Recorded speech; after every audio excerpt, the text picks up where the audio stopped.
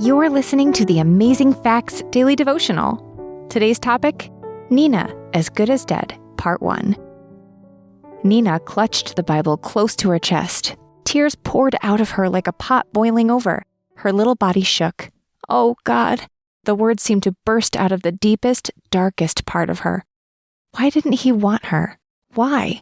The wail was the loneliest, saddest note. She felt like an orphaned child all alone on a cold city street. Nina was raised in China's remote countryside, but something about Nina made her different from all the other people in her village. She was divorced, and instead of a husband, she had a 2-month-old daughter. She had no money and no job. People would avoid her. Her father would drink and then ridicule her, and everyone was embarrassed by her. To them, she was worse than the filth on the sidewalk. Nina's mother believed in the God of the Bible and took Nina to a church where members assembled on Sundays. After several visits, Nina also came to believe that there was a God. She desperately wanted to be baptized into her mother's church. She asked 3 times, but each time she was denied.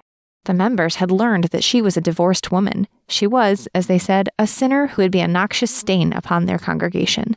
They would not baptize her. Neither was she welcome there anymore. Nina went home and pressed her Bible close to her and cried as though her heart would break. Even God did not want her. For days she did this, but a strange thing would happen every time. As she sat there sobbing, she would see someone, a face she did not know, smiling down at her, and somehow she knew what the smile meant.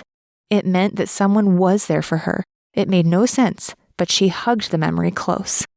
Time passed, and one day, as her father was screaming at her yet again, something in her broke. "You are as good as dead," he ranted, and she felt like she wanted to die. But something stopped her. Something compelled her to go to the computer instead and get on the internet.